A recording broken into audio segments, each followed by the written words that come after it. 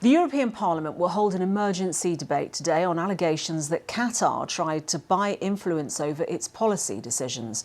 Police have seized hundreds of thousands of euros in cash following a search of offices, private homes and hotel rooms.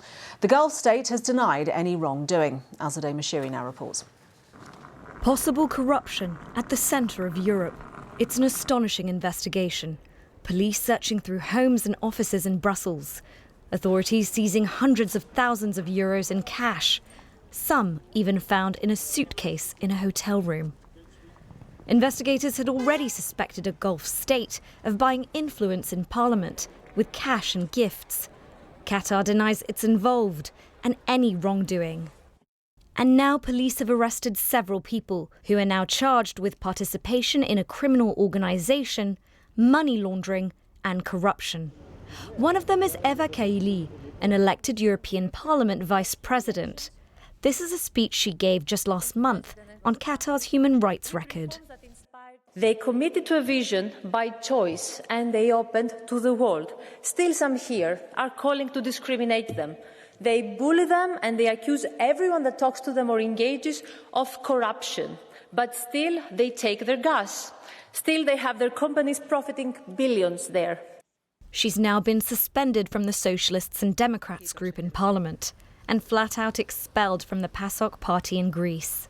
So can people still trust Europe's institutions? That scandal is only, the part of the iceberg that is on top of the water, but it's probably a bigger part of the iceberg that is under the water. And we've seen that investigations are continuing. There are now calls for a complete overhaul of the EU's ethics system, as the scandal threatens the halls of European power and the legitimacy of all its institutions. Azadeh Mashiri, BBC News. Our Brussels correspondent Jessica Parker joins me now from Strasbourg. Jessica, this is a very dangerous moment, isn't it?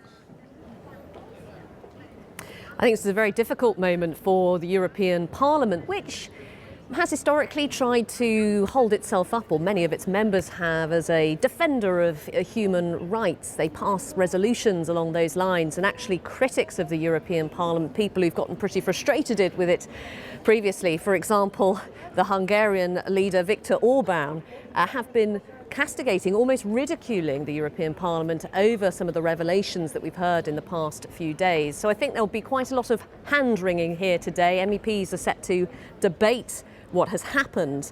Now, of course, it was on Friday that Belgian prosecutors first released some of the details around their investigation, which has been going on, we've learned now, 4 months. Qatar, the country accused essentially of trying to use money, gifts to influence proceedings in the European Parliament. They have denied any wrongdoing, denied any misconduct. But I think here today what you'll keep hearing, we heard a bit of it last night from the likes of Roberta Metsola, the European Parliament President, is they will want to show that they're getting their house in order. So there are these suggestions that they're going to try and reform the way things work, whether that's making meetings more transparent, for example, looking at the way NGOs are funded as well.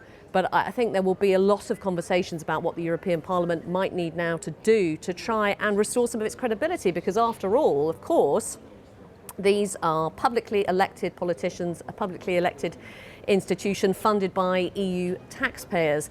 Interestingly, this morning, a little bit of breaking news is on Greek television. Ms Kaili's family lawyer has said that she is declaring her innocence and has nothing to do with bribery from Qatar. So that's the first that we've heard from that side of things. We approached Ms Kaili's office a couple of days ago but hadn't heard back, but her family lawyer declaring her innocence this morning. 4 people due in court in Belgium tomorrow. I think this story is going to be running for quite some time. Thank you very much indeed, Jessica Parker.